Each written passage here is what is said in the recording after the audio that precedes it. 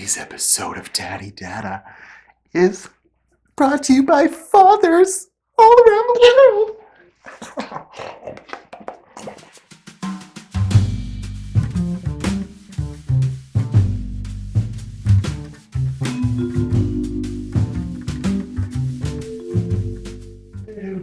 Boo, boo. We're gross. We just got up. It's time for Daddy Data. It's now like 7:30 on Saturday morning. I've been up with him for a while now. It was hard to set up these new studio lights with him, but I got him up. We're doing a video. Like I said we would. I'll try and do a Daddy Data episode every week. Maybe add some vlogs in between. I don't know what I'm doing yet. But I bought lights, so I'm committed. I have a microphone. I have a stand. I have a set.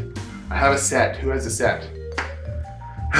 So, fathers, and more specifically, being a good one. I'd like to think I'm a good father. I think my wife could attest to that. Right, Gibson? Do you think I'm a good daddy? So this might be a controversial subject for any aspiring fathers out there, but whether you plan to have your child, whether you're married, whether you have a girlfriend, whether you're not with that girl, I don't know what your situation is. I just know that it's very important that when you have a little guy like this, or a little girl, you need to be in their lives. It's something that I just wholeheartedly believe in. A kid needs both parents in the situation that they can have both parents. They need participation as much as possible from both parents. You can't rely on your significant other, your wife, your girlfriend, or even their parents or your parents to raise your child for you.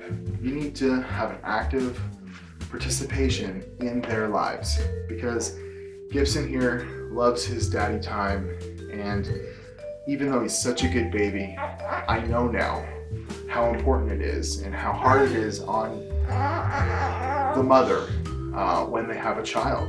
The hormones are all over the place, and you're not going to understand it, but it's just the way it is. And even in the best of times, your wife needs your support. Maybe they just haven't had enough sleep. Maybe they were with the child all day and the child was giving them problems, and you get home and they're just stressed out. You need to back them up. You need to wake up in the middle of the night with the kid. You can't expect your wife to do that all the time. You need to change their diapers. You need to change their butts, their pee-pee diapers. You need to feed them. You need to give them baths. Switch it out. Do every other day. Wake up every other night.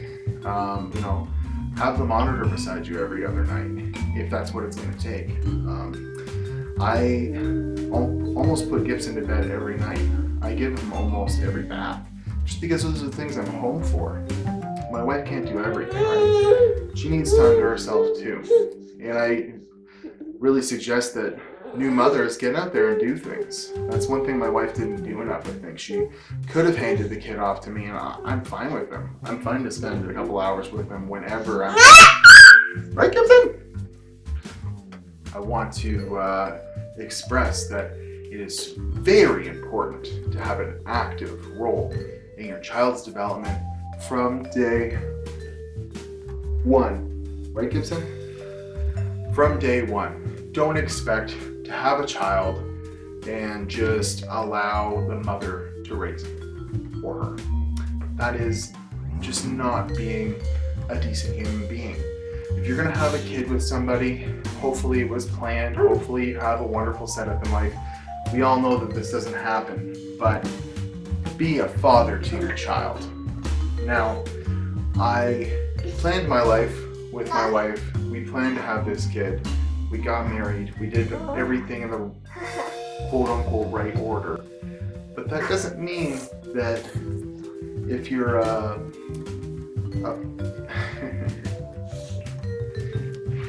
it's almost time for nap time. Anyways, just because you don't do it in the right order, just because you're younger and didn't know what you were getting into, doesn't mean you can avoid your responsibilities. From day one, if you're with your wife, if you're with your girlfriend, the mother of your child, you need to be with them to help them every step of the way. Even in our perfect situation, I can see the stresses that my wife went through, and I can't imagine the people that go through it alone, the women that raise a child on their own. I've seen several examples of this in friends of mine where they just expect the mother to get up with the child or the mother to change every diaper. And you know, some mothers seem like they're happy to do that, but participate anyways. I mean, I love this guy, and when I'm not at work, I like to be able to participate in his life. I like to give him baths at night. I like to feed him. I like to change his diapers. I like to spend time with him. I like to have conversations in the morning in front of bright lights with him. Right, Gibson? So yeah, that's my message to fathers. If you're gonna have a kid, be there.